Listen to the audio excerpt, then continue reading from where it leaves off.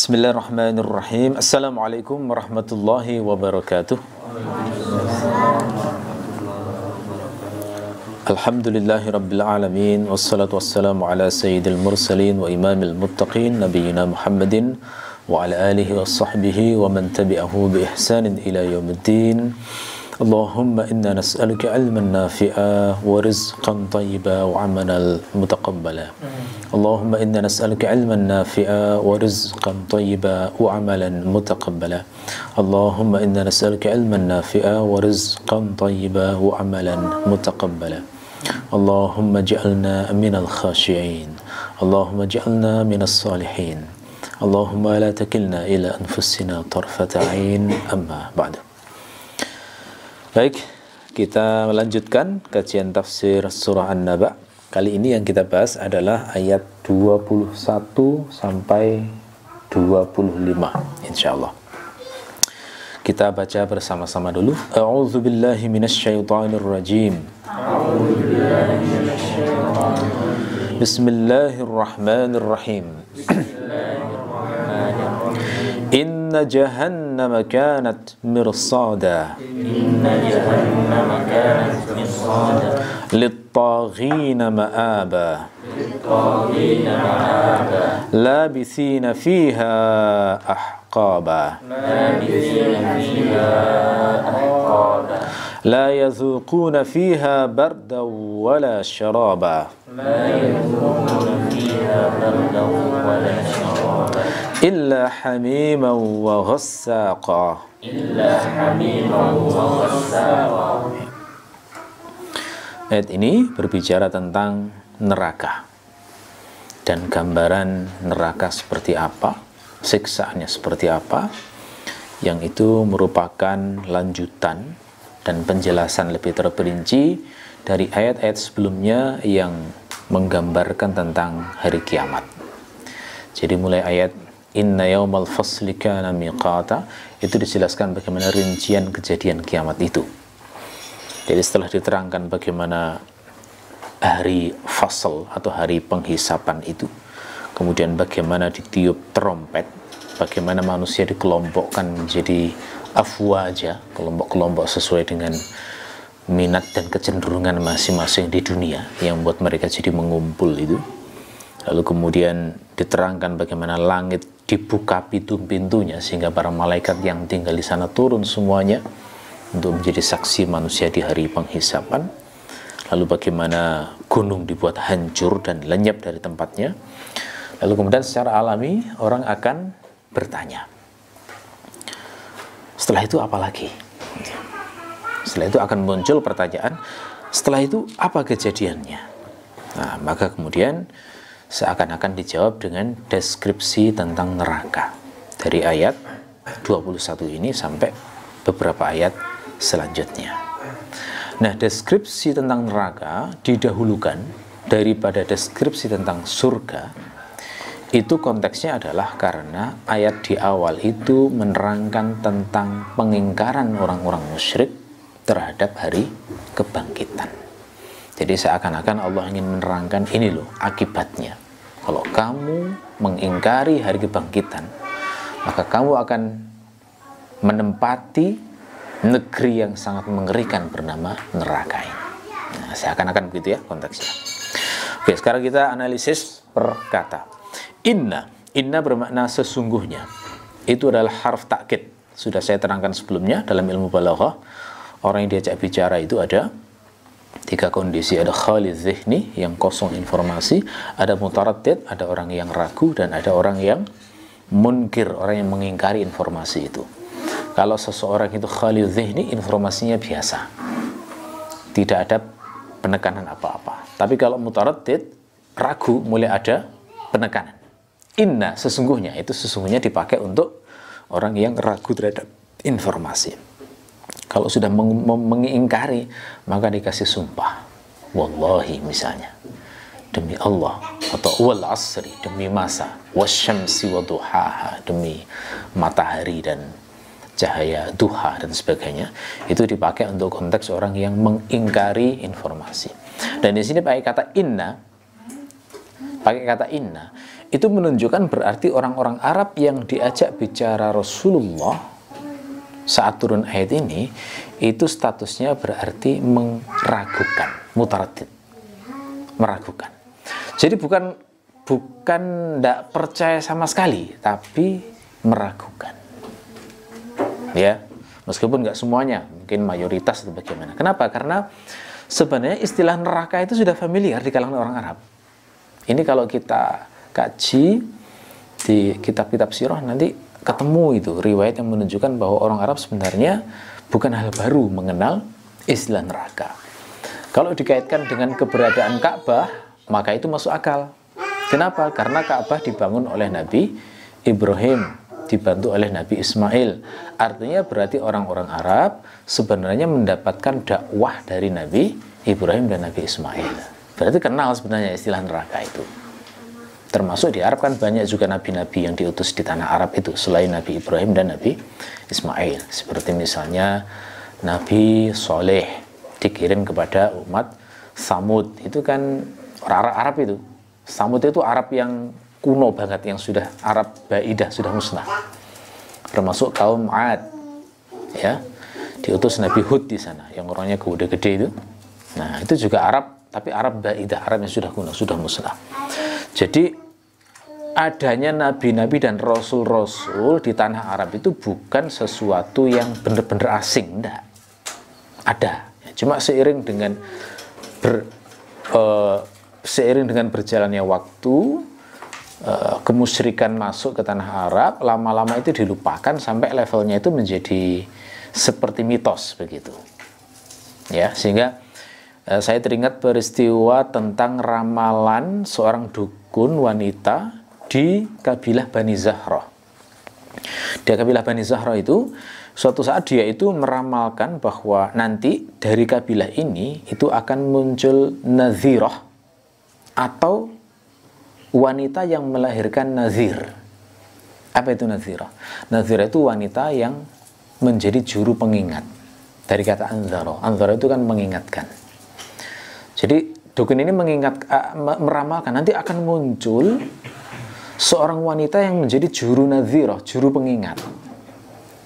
Kalau tidak wanita itu, maka dia akan melahirkan seorang nazir. Gitu.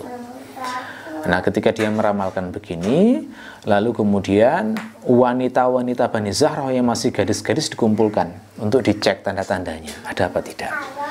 Satu persatu dicek, bukan.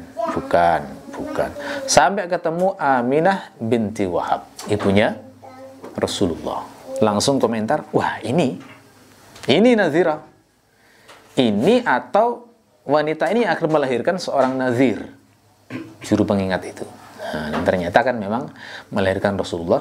Rasulullah kan dikatakan basyirau wa nadhira. Itu kan pemberi kabar gembira dan juru pengingat. Kabar gembira berarti menceritakan surga, kebaikan setelah akhirat. Nadhir berarti menceritakan, mengabarkan tentang neraka dan kengeriannya. Bahaya dari dampak perbuatan buruk di dunia. Itu makna nazir.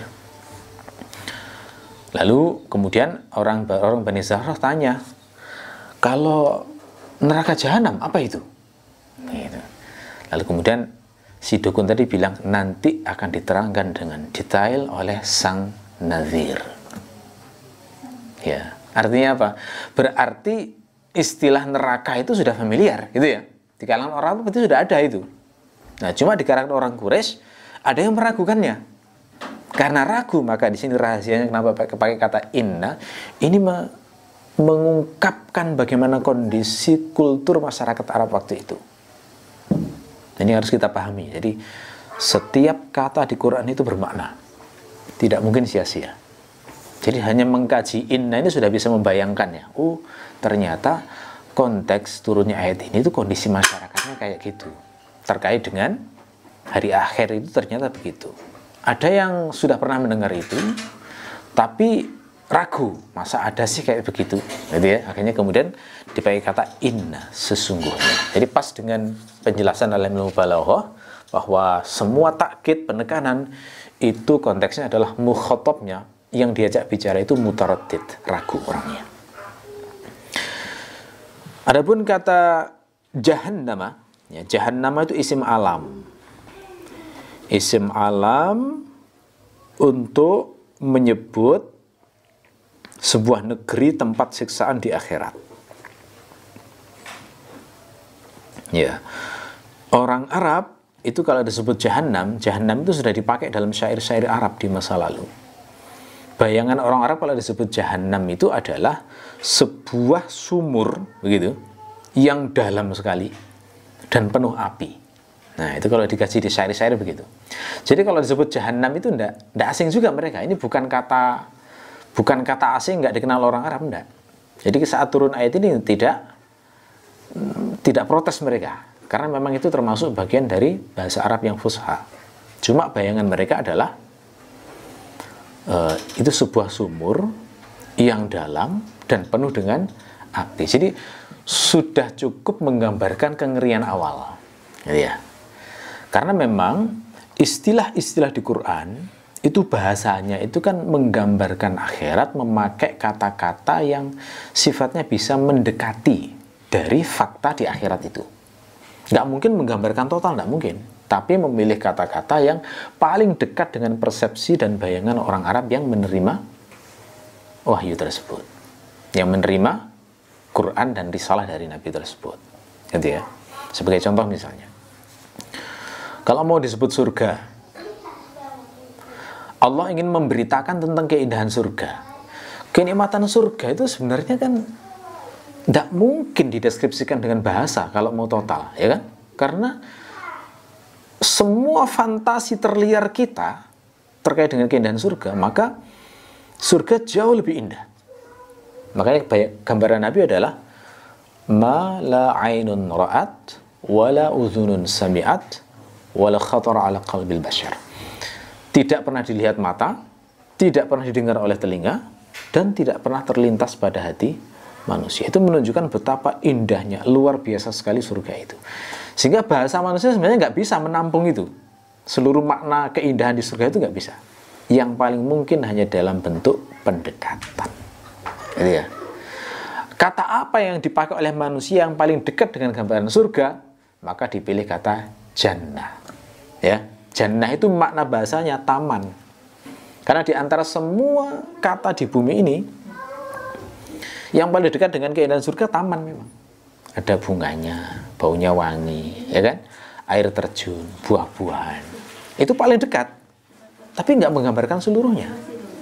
Gitu ya. Sebenarnya kalau orang memahami kayak gini itu termasuk memahami sifat Allah itu lebih bijaksana. Kalau Allah dikatakan Rahman, Rahim, Allah itu Ali, istawa alal arsh dan sebagainya, itu jangan dipahami sesempit bahasa manusia. Tidak, Allah jauh lebih sempurna. Makanya dikatakan laisa kamitslihi syai'un. Allah itu nggak sama dengan apapun. Lam yakun lahu kufuwan ahad. Jadi ketika digambarkan Allah itu maha mulia, maha kuasa, itu hanya upaya pendekatan dengan bahasa manusia yang sanggup dicerap oleh manusia. Kalau yang benar-benar asli, ya nama-nama Allah itu lebih dari 99 nama. Itu yang dikenalkan pada kita saja. Yang namanya Allah yang asli luar biasa banyak yang nggak mampu bahasa manusia menampung itu. Ya, kembali ke sini ya. Jadi Jahannam itu kata yang sudah dikenal, sudah familiar di benaknya orang Arab. Cuma persepsi mereka adalah kalau disebut Jahannam itu sumur yang dalam penuh dengan api. Lalu kemudian kata ini diberi makna istilah baru oleh wahyu, gitu ya. Jadi jangan hanya dibayangkan seperti sumur apinya, tetapi bayangkan ini sebuah negeri yang penuh api, di dalamnya penuh siksaan mengerikan. Nah, memang salah satu fungsi diutusnya Rasulullah itulah mengenalkan istilah-istilah syar'i. Istilah syar'i itu berarti istilah yang awalnya dipakai dari makna bahasa, dipindah ke makna syar'i, punya makna baru, meskipun masih terkait dengan makna bahasa. Contoh misalnya as-shalah. As-shalah itu orang Arab kalau disebut as-shalah, maka yang dipahami adalah as-shalah itu maknanya doa. Ya, orang mengangkat tangannya begini, secara bahasa bermakna sholat. Lalu oleh Rasulullah, kata ini diberi makna baru. Ya. Makna barunya bagaimana? Aktivitas doa yang dilakukan itu ternyata memiliki ciri-ciri atau hal-hal yang spesifik. harus dipenuhi dulu syarat dan rukunnya. Sebelum melakukan perbuatan tersebut, harus suci dulu badan, pakaian, tempat. Harus berwudu atau mandi besar. Ya, harus menghadap kiblat, harus menutup aurat. Baru kemudian melakukan aktivitas yang diawali dengan takbir, lalu diakhiri dengan salam. Jadi setelah dikenalkan makna baru ini, setiap disebut nama sholat, kaum muslimin yang terbayang adalah aktivitas itu, bukan lagi berdoa lagi. Gitu ya. Nah, ini proses pemindahan dari pemindahan makna dari makna lughawi menuju makna syar'i. Ya, sama seperti kata jahanam ini. Makna bahasanya mereka sudah bisa bayangkan, tapi dengan seiring dengan waktu Rasulullah menjelaskan deskripsi jahanam seperti apa, lama-lama menjadi makna syar'i. Kalau disebut jahanam sudah bukan lagi makna bahasa yang dikenal oleh orang-orang Arab. Ya. Kata jahanam itu mirip dengan bahasa Ibrani ya. Bahasa Ibrani untuk neraka itu adalah Gehenum. Gehenum. Jadi konsonannya kalau di alfabet Ibrani itu Gimil, kemudian Hei, huruf Hei, kemudian Nun dan Mim. Jadi bahasa Ibrani itu kan memang agak mirip-mirip dengan bahasa Arab. Jadi Lam Mim itu nyebutnya Lamed Nun, gitu ya. Alif itu disebut Alef, mirip dengan bahasa Arab. Jadi itu Gehenum. Jadi mirip, makanya sampai seorang ulama tafsir bernama Ibnu Asyur itu bahkan berteori gitu. Bisa jadi memang jahanam ini adalah bentuk ta'rif atau arabisasi dari kata Gehenum ini, jahanam. Cuma faktanya ketika itu ada dalam syair Arab, nah, bisa jadi arabisasi itu sudah lama terjadi gitu ya. Kemudian kata kanat, kanat itu fi'ilnya jahannam, karena jahannam itu dipandang perempuan. Jadi dari sisi jenis itu dianggap mu'annas. Ya.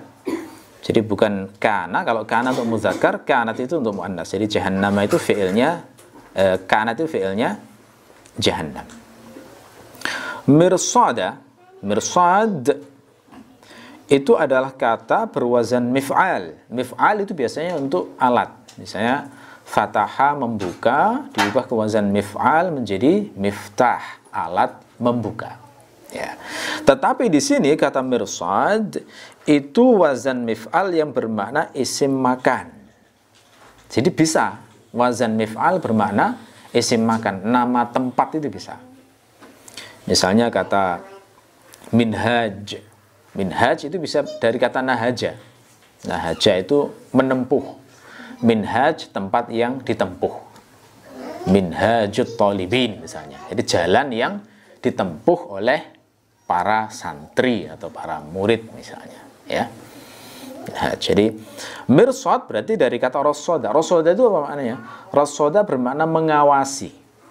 Berarti mirsad makna bahasanya tempat mengawasi. Tempat mengawasi yang bagaimana konteksnya?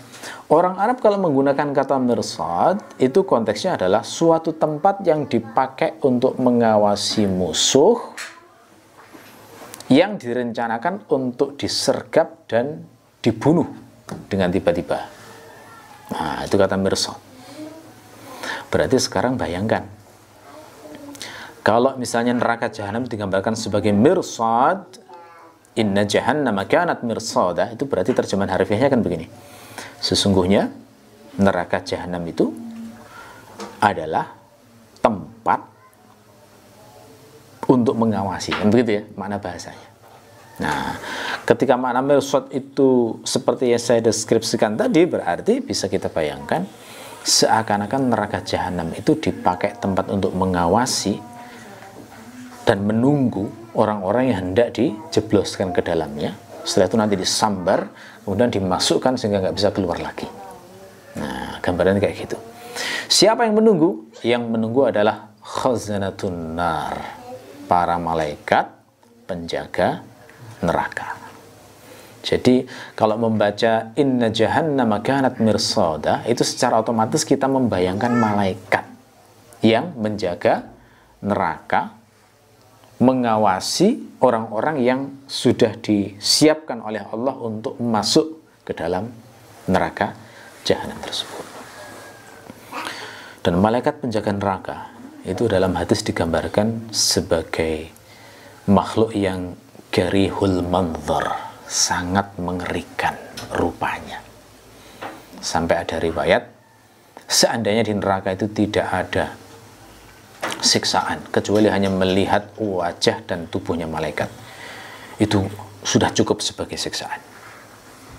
Ya, mereka menyiksa dengan membawa gada-gada besar yang digunakan untuk mukul kepala orang-orang yang masuk sampai hancur, dan mungkin melakukan penyiksaan-penyiksaan yang lain yang hanya Allah yang mengetahui. Mungkin gambaran patung-patung yang dibuat orang Jawa yang dinamakan buto, kira-kira mungkin membayangkan itu ya, berfantasi maksudnya kira-kira. Tapi tentu saja malaikat jauh lebih ngeri daripada itu, karena ada satu riwayat saya agak lupa itu yang menggambarkan seandainya orang itu saking takutnya itu bisa mati gitu, andaikan di dunia ya. Saking ngerinya malaikat itu. Jadi jauh lebih ngeri dari semua fantasi hantu yang diciptakan manusia. Jadi kalau manusia itu menciptakan istilah pocong, wewe gombel, gendruwo, ndas gelundung, suster ngesot, macam-macam ya, itu kan fantasi manusia saja, realitanya tidak ada itu kalau dianggap menakutkan, maka malaikat itu jauh lebih ngeri dari itu semuanya, melebihi dari seluruh fantasi manusia. Nah, jumlah malaikat yang dinyatakan berdasarkan ayat yang qat'i, penjaga neraka itu jumlahnya adalah 19. Itu ayat qat'i menyatakan begitu. Alaiha tis'ata asyar. Di neraka itu yang menjaga malaikat jumlahnya 19. Tapi jangan dibayangkan 19 ini malaikat yang menjaga kecil-kecil, tidak. Satu malaikat itu, para ulama mengatakan, seandainya seluruh makhluk manusia, jin yang mau disiksa itu ngeroyok satu malaikat ini, itu semuanya kalah dengan satu malaikat, karena saking besarnya tubuh yang dimiliki oleh malaikat tersebut. Di sini kita ingat malaikat Jibril, yang saat Rasulullah itu melihat bentuk asli malaikat Jibril itu yang dilihat Nabi. Waktu itu Nabi kan melihat ke arah langit begini ya. Yang dilihat Nabi apa? Beliau melihat tubuhnya malaikat Jibril memenuhi seluruh langit. Coba itu, seberapa besar bayangannya? Bayangkan ya, memenuhi seluruh langit. Itu luar biasa besar itu. Ya, Jupiter yang sebesar itu di langit kelihatan cuma segini, gitu ya. Matahari yang sekian itu di langit cuma sekian. Nah, sekarang bayangkan memenuhi langit itulah, kira-kira seberapa besar ya, kita susah nggak bisa membayangkan ya, saking besarnya. Makanya ketika turun ayat bahwa penjaga neraka itu 19, itu bayangan orang-orang Quraisy itu kan kayak 19 kayak orang-orang biasa begini, sehingga dengan sombong mereka mengatakan cuma 19 saja ya, nanti tak banting sudah, kalah semuanya. Ada yang ngomong kayak begitu. Maka kemudian di Quran kemudian turun lanjutan ayatnya kan mengatakan bahwa tidaklah aku jadikan jumlah malaikat yang menjaga neraka itu yang jumlah 19 itu kecuali hanya fitnatan lilladzina kafaru, menjadi fitnah, ujian bagi orang yang kafir, karena mereka memang nggak tahu hakikatnya, dikira 19 kayak orang biasa begini, padahal satu malaikat saja itu mau dilawan seluruh makhluk nggak ada yang bisa menang ya. Itu dari sisi besar. Jadi dari sisi itu sudah ngeri ya. Manusia punya fantasi yang namanya kraken ya, yang di Yunani itu ya, makhluk yang besar di laut. Wah, itu sudah kayak takut ya. Nggak ada apa-apanya dengan ngerinya malaikat, jauh lebih dahsyat dan mengerikan. Nah, makhluk Allah yang seperti inilah yang nanti akan menjaga neraka dan mengawasi orang-orang yang kafir yang nanti akan dijebloskan ke dalam neraka. Ya.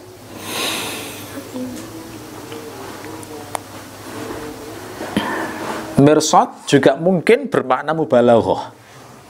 di samping bermakna isim makan tadi ya, bisa juga bermakna mubalaghah seperti kata mighyar. Mighyar itu dari kata ghara, maknanya menyerang. Jadi kalau mighyar itu banyak menyerang.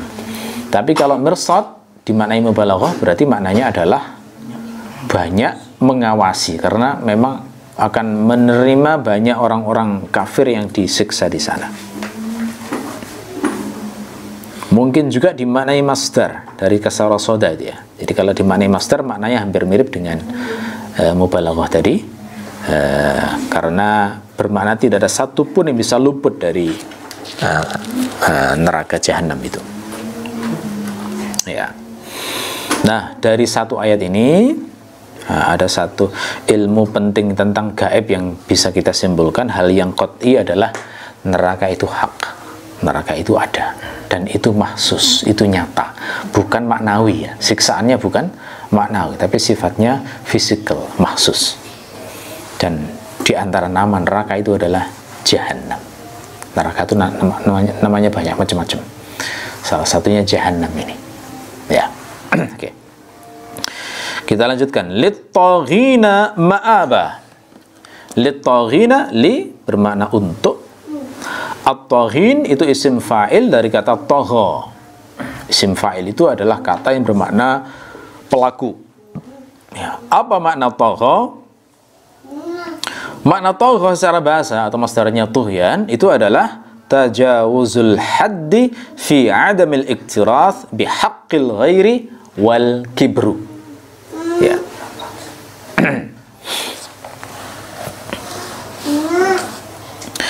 Melampaui batas ya.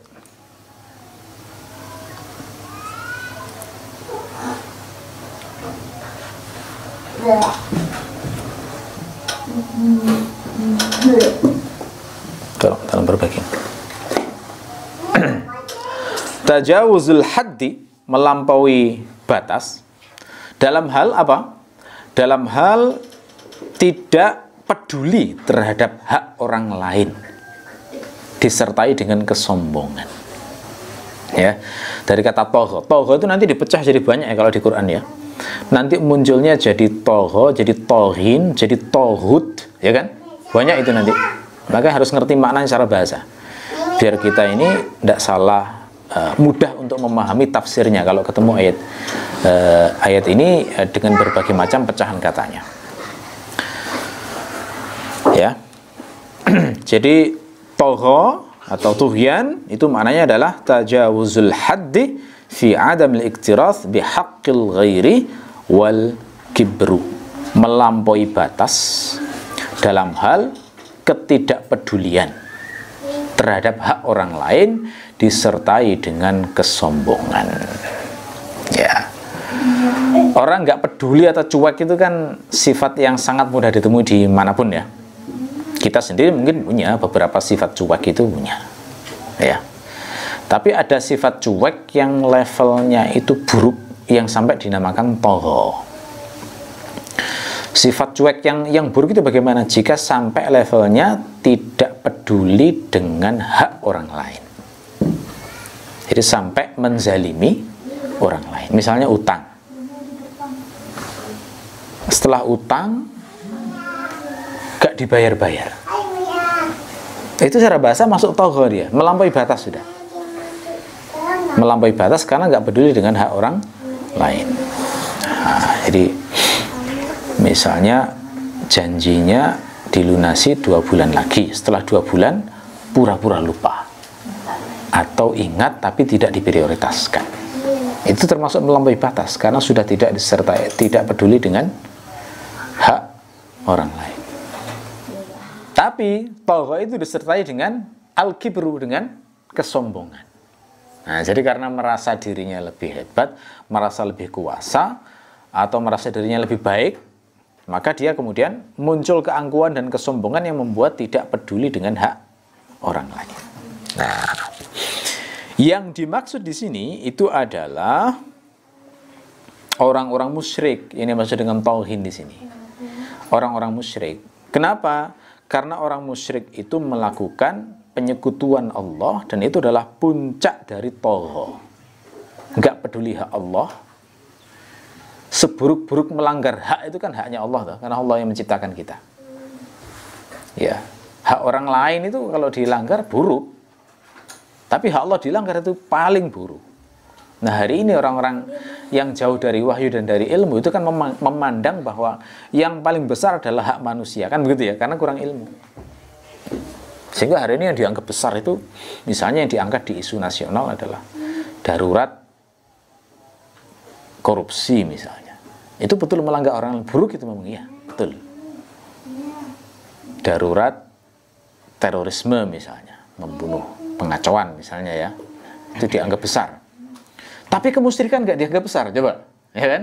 Itu contoh ya di zaman ini ketika orang jauh dari petunjuk wahyu, sampai tidak mengerti hal yang melampaui batas itu ukurannya mana yang harus dibesarkan dan mana yang harus diwajarkan, bukan diwajarkan, diletakkan di tempatnya proporsional. Itu banyak yang tidak tahu, ya. Jadi orang musyrik itu adalah melakukan puncak dari tughyan. Karena paling zalim itu, karena yang menciptakan dia, yang Allah itu yang menciptakan dia, yang ngasih banyak nikmat, terus kok menyembah selain Allah atau malah nggak peduli hak Allah, itu kan ya parah itu, semacam itu. Ya. Terus sombongnya di mana? Sombongnya orang musyrik adalah menolak menyembah Allah secara murni, sekaligus menolak untuk mengimani Rasulullah. Ya, sehingga siapapun yang nggak beriman kepada Rasulullah itu layak disebut dengan taghin. Ya, itu. Jadi neraka jahanam itu disiapkan untuk lit-taghin, orang-orang yang melampaui batas. Sebagai apa? Sebagai ma'aba. Ma'ab dari kata aba maknanya kembali. Ma'ab isim makan. Berarti makna ma'ab adalah tempat kembali. Itu makna bahasanya. Kemudian secara bahasa lama-lama dipakai dalam bentuk majasinya, dipakai untuk makna maskan, bait, rumah, tempat tinggal. Jadi neraka itu digambarkan di Quran nanti akan jadi tempat tinggalnya orang-orang yang taghin, orang-orang yang melampaui batas. Ya, artinya ya berarti kalau dikatakan jadikan tempat tinggal ya terus di situ berarti. Orang kan dinamakan tempat tinggal berarti kan menghabiskan sebagian besar umurnya kan di situ. Ya, kira-kira disamakan dari aspek itunya, ya. Nah, yang menakutkan begini lafadz ini. Kenapa kok pakai kata taghin? Kok nggak langsung aja lil musyrikina ma'aba misalnya? Kan bisa toh? Kok nggak lil kuffari ma'aba atau lil kafirina ma'aba? Kenapa pakai kata lit-taghin? Kata Ibnu Asyur, ini juga bisa kena ke muslim. Bisa. Dari sisi mananya? Dari sisi sejauh mana mereka menyia-nyiakan hak Allah atau menyia-nyiakan hak hamba, dan dari sisi mana ada kesombongan dalam menerima ayat Allah dan tidak. Jadi bisa berlaku pada usatul muslimin, orang-orang yang bermaksiat di kalangan orang-orang muslim. Jadi kalau sudah tahu kayak begini berarti kalau orang mengkaji betul Quran itu sebenarnya nggak ada peluang untuk ujub ya. Nggak ada itu. Nggak ada peluang untuk merasa diri kekasih Allah. Kenapa? Karena juga kena peringatan ini. Kalian sudah beriman pada Rasulullah, kalian sudah menyatakan menyembah Allah. Tapi kalau kalian memiliki perilaku yang mendekati cara hidupnya orang-orang musyrik itu, maka bisa kena ini, masuk golongan lit-taghin. Ngakunya muslim tapi sholatnya bolong-bolong. Gimana mau disamakan dengan yang sholatnya rutin? Ngakunya muslim tapi mulutnya suka menghibah. Jadi follower setia akun-akun lambe-lambe itu misalnya. Senang yang ngelihati berita-berita orang yang nambah dosa misalnya. Ya, gimana mau disamakan dengan hamba-hamba yang soleh? Kan tidak bisa loh. Ngakunya muslim tapi kalau utang nggak bayar misalnya, atau suka memfitnah orang lain, atau membunuhi orang yang beda dengan pilihan politiknya misalnya, ya tetap dihisab itu. Apakah muslim ada yang dosa kayak itu? Ya banyak. Dalam sejarah itu cobalah perhatikan perselisihan antara Bani Abbasiyah dan Umayyah, itu saling bunuh sama muslim itu, Gimana nggak dihisap oleh Allah kayak begitu? Ya kan? Apa gunanya ada hadis Nabi, seorang muslim, dua orang muslim yang membawa pedang, dua-duanya itu saling membunuh, maka yang membunuh maupun terbunuh semuanya masuk neraka. Nah, berarti ada muslim yang masuk neraka. Ya, meskipun nggak sama dengan kafir dari sisi lamanya. Itu ya. Orang muslim itu kalau selama masih ada iman, nanti pada akhirnya memang akan diselamatkan oleh Allah. Tapi dosanya itu harus dicuci dulu. Makanya ada riwayat sampai umat muslim itu nanti yang disiksa dulu itu nanti begitu diangkat dari neraka itu sudah kayak areng. Sudah kayak areng itu, karena dibakar itu. Terus gimana biar kembali ke bentuk semula? Dicuci dulu, dicuci dulu di namanya sungai kehidupan, Ma'ul Hayat. Ya, baru nanti kemudian tumbuh tubuhnya seperti tanaman, ya. Lalu kemudian baru dimasukkan ke surga, di surga yang paling bawah. Tapi meskipun surga paling bawah, namanya surga ya, Nabi itu mengatakan surga paling bawah itu kenikmatannya kira-kira 10 kali dunia dan seisinya. Jadi ibaratkan antum menguasai dunia. Semuanya lah, termasuk tempat-tempat wisatanya 10 kali. Itu surga yang paling rendah. Ya, gambarannya seperti itu. Ya, jadi itu ya, ayat ini sekaligus memberikan pelajaran kepada kita. Seorang muslim sejati itu tidak ada yang ujub dan merasa saleh pasti selamat di akhirat. Karena harus hati-hati juga ketika kena ayat litoghina ma'aba ini. Bisa jadi kita itu punya sifat-sifat tughyan. Ya, ini ketika nggak peduli hak-hak orang lain, entah itu hak Allah maupun hak hamba. Bisa jadi kita itu disiksa karena ada kesombongan. Karena Nabi itu sudah menjamin dalam hadis itu, la yadkhulul jannah man kana fi qalbihi mithqalu dzarratin min kibr. Tidak bisa masuk surga orang yang di hatinya itu ada kesombongan meskipun hanya sebesar dzarrah. Dzarrah itu kayak sebutir debu begitu kira-kira. Nah, itu kan menunjukkan bahwa kesombongan itu menjadi penyebab ke neraka. Dan kesombongan itu ada dua macam, ada yang terkait din, ada yang terkait dengan dunia. Kalau sombong dunia ya gampang dilihat ya, berapa harganya? 1 miliar, murah. Nah, itu kan kelihatan, sombong dunianya itu kelihatan, ya kan? Kan ada orang-orang yang begitu vulgar menyombongkan dunianya. Ada yang kadang-kadang sombongnya itu tidak vulgar, tapi ya sombong. Ya, nggak tahu ya, saya ini kayaknya biasa-biasa aja, nggak cantik-cantik amat, tapi kok banyak yang ajukan proposal ya untuk melamar saya. Nah, ya sombong juga sebenarnya, merasa dirinya itu direbut banyak orang. Nah, itu ya. Atau bahasanya ngeluh tapi ya sombong. Nah, ada yang kayak begitu tuh. Aduh, capek banget, kolam belum dikuras, 12 pembantu belum dikasih gaji, gimana ya? Nah, kayaknya ngeluh tapi menyombongkan dunianya. Ya ada yang kayak gini tuh nggak bisa masuk surga, harus dicuci dulu ini kalau dia muslim, ya. Ada pula yang terkait din. Nah, ini yang paling bahaya. Sombong din itu adalah menolak kebenaran, batrul haq, menolak kebenaran. Jadi diberitahu kebenaran ditolak. Kenapa ditolak? Karena mungkin gelarnya di bawah dia, karena mungkin ilmunya dianggap lebih rendah dari dia, karena mungkin banyaklah alasan-alasan karena menolak kebenaran itu, ya.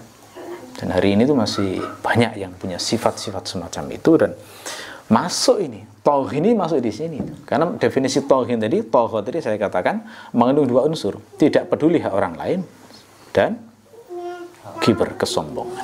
Na'udzubillah min dzalik. Jadi kita diajari dengan ayat ini supaya tidak mengulang kesalahan umat sebelum kita. Karena Bani Israel itu gitu, merasa sebagai kesayangan Allah. Setelah ada ayat yang mengatakan wa inni faddaltukum 'alal 'alamin, wahai Bani Israel, ku buat kalian ini, ku utamakan di antara seluruh makhluk yang lain. Itu sudah muncul perasaan ujub. Ya, muncul perasaan ujub di mana mereka itu merasa disayang Allah. Sehingga mereka itu punya keyakinan kalaupun nanti kami masuk neraka, paling cuma beberapa hari setelah itu masuk surga. Tapi nggak peduli amalnya seperti apa. Gitu ya. Oke. Kita lanjutkan. Labithina fiha ahqaba. Kata labithin bisa dibaca dengan dua cara, semuanya qiraat mutawatir. Bisa dibaca labithin dengan memanjangkan la, bisa juga dibaca dengan labithin. La-nya dibaca pendek. Labithin. Apa makna labithin? Dari kata labitha bermakna tinggal, bertempat tinggal di situ. Ya. Jadi orang-orang taghin itu nanti akan labithina fiha, bertempat tinggal di fiha, di dalam neraka jahanam tadi. Jadi hanya kembali ke jahanam. Akan tinggal di sana selama apa? Selama ahqaba. Ini keterangan waktunya. Atau bahasa Arabnya adalah dzarfuz zaman, keterangan waktu, ahqaba. Apa makna ahqab? Ahqab itu jamak dari hukubun. Hukub itu bermakna dahr, masa. Jadi makna ahqaba itu adalah tinggal di sana bermasa-masa, saking lamanya gitu, sampai diungkapkan dengan masa yang panjang yang tidak terputus. Jadi la nihayata laha, sampai begitu ya, saking lamanya. Ya. Tetapi ada sebagian mufassir yang memahami hukub itu maknanya 80 tahun. Ada pula yang berpendapat 80 sekian tahun. Ada yang berpendapat itu hukub. Hanya saja 80 tahun itu ukuran satu tahunnya adalah 360 hari. Dan satu harinya setara dengan 1000 tahun ukuran dunia. Sudah bisa bayangkan ya. Satu tahun itu kira-kira 360.000 tahun. Ukuran dunia. Kalikan 80. Itu baru satu hukub. Nah kalau jamak. Jamak itu kan minimal 3 tuh dalam bahasa Arab. Sampai tak terbatas. Kalikan 3. Ya sudah lamanya Masya Allah. Nah ini juga yang harus membuat ngeri orang-orang muslim ya. Yang tadi saya katakan ada kemungkinan masuk kena makna tauhin tadi. Kalau dikatakan labithinya itu adalah ahqaba. Itu seringan-ringannya itu paling tidak kan berarti 3 kali hukub tuh. Seringan-ringannya.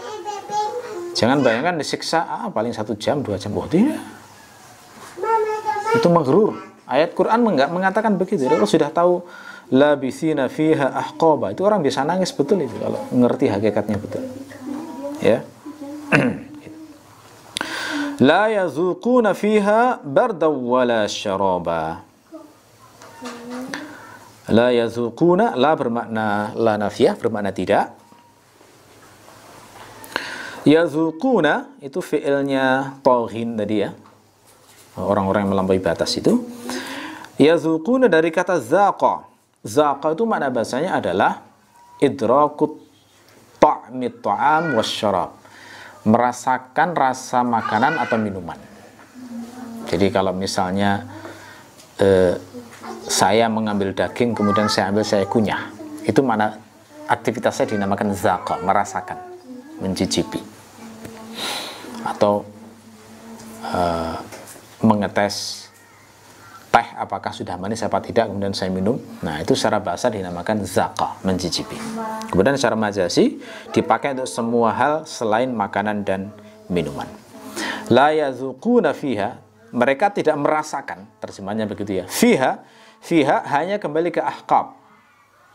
Ya, mereka tidak merasakan di masa berabad-abad, kira-kira begitu ya. Di masa berabad-abad atau yang sifatnya selamanya tadi itu tidak merasakan apa? Bardan. Bardan itu lawan dari harran. Har itu panas, berarti bard maknanya dingin.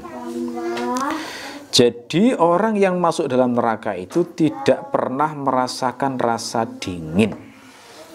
Ini menunjukkan bahwa sifat utama neraka itu panas, ya, panas. Makanya dinamakan nar. Nar itu kan api itu. Seperti saya katakan tadi, Allah ketika menyampaikan sebuah fakta dan realitas di akhirat itu memakai bahasa manusia dalam bentuk pendekatan. Tidak mungkin mengungkapkan dengan bahasa yang benar-benar akurat sesuai dengan realita di akhirat. Tidak. Nah, negeri penyiksaan yang paling dekat dengan dunia yang gampang dibayangkan adalah nar, api. Ya, itu menunjukkan berarti yang dominan di negeri neraka itu memang api. panas berarti. Berarti di neraka itu semuanya panas. Dan panasnya api neraka itu nggak sama dengan dunia. Seringkali saya sampaikan dalam ceramah saya, ada satu riwayat yang menjelaskan bahwa Allah itu menyalakan api neraka selama 1000 tahun, maka warnanya menjadi merah. Kemudian Allah menyalakan lagi api neraka selama 1000 tahun, maka warnanya menjadi putih. Kemudian Allah menyalakan lagi api neraka selama 1000 tahun, sehingga warnanya menjadi hitam legam, bagaikan malam yang gelap gulita. Jadi warna api neraka itu hitam ya. Kalau antum masih membayangkan api neraka warnanya merah atau kuning, salah, segera diubah persepsinya. Hitam. Api neraka itu warnanya hitam. Saking panasnya. Seandainya satu jarum aja diambil, ujung jarum aja, diletakkan di puncak gunung, hancur gunung itu. Saking panasnya. Ya. Jadi sudah bisa kita bayangkan itu. Apinya panasnya luar biasa. Udaranya juga panas. Airnya juga panas. Anginnya juga panas. Dan di sana ada bunga-bunga api yang besarnya kayak istana begitu ya. Jadi percikan bunga api kalau di dunia kan cuma kecil-kecil gitu ya. Di akhirat itu percikan bunga apinya itu kayak istana-istana gede yang jatuh gitu. Bayangkan. Sedahsyat dan sengeri apa itu. Dan di situ dikatakan di Al-Qur'an bahwa orang yang disiksa itu tidak pernah merasakan bardan. Nggak pernah merasakan dingin. Tidak pernah merasakan angin yang dingin. Karena angin yang dingin di suasana panas itu kenikmatan yang luar biasa. Cobalah antum dari luar misalnya panas kena matahari, terus berteduh, terus ada angin sepoi-sepoi. Enak kan ya? Nikmat banget. Itu nggak akan pernah dirasakan oleh penghuni neraka. La yazuquna fiha bardan. Nggak ada naungan. Karena naungan pun juga panas. Naungan di neraka pun itu juga panas. Jadi nggak ada yang membuat orang itu menjadi rasa dingin. Wala syaraba, dan tidak pula minuman. Ini berarti memberi kesimpulan pada kita, penduduk neraka itu berarti kehausan. Mereka butuh minum. Tapi Allah tidak kasih minuman. Dan kalau di dunia orang kehausan bisa mati, di akhirat nggak bisa mati. Karena kematian sudah disembelih di sana. Sudah nggak ada lagi kematian. Jadi kalau orang tersiksa, selamanya tersiksa. Ya.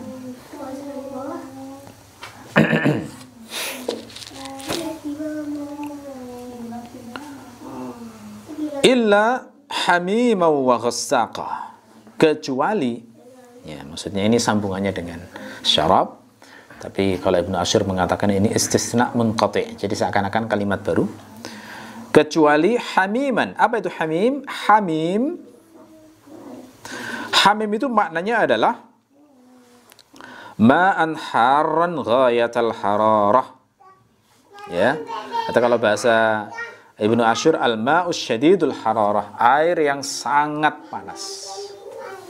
Jadi kalau mau cari minuman karena kehausan, terus dikasih air untuk minum, itu yang dikasihkan hamim. Sehingga ketika dituangkan ke mulutnya, langsung rontok dan leleh semua daging-daging dan kulitnya itu, sehingga tinggal tulang-tulangnya. Itu gambarannya orang kalau butuh minum, kemudian dikasih minum di akhirat ya. Itu kan ngeri ya, itu jauh dari, lebih ngeri daripada dikasih minum lava misalnya, atau dikasih minum besi cair misalnya. Itu sampai rontok semuanya, leleh ya. Terus begitu diangkat minumannya, kembali lagi seperti semula, disiram lagi, leleh lagi. Jadi nggak pernah lega, tidak pernah puas dengan air ya. Jadi hamim kayak gitu. Jadi kalau pas antum suatu hari misalnya kesiram air panas, ingat hamim, ya Allah, neraka lebih panas daripada ini. Kayaknya semua di antara kita kan pernah ya tersiram air panas. Itu pengingat bagi kita sebenarnya. Di akhirat lebih ngeri. Harusnya setelah siram air panas itu langsung teringat akhirat, sholat, gitu ya. Pengingat bagi kita, biar menjadi lebih baik.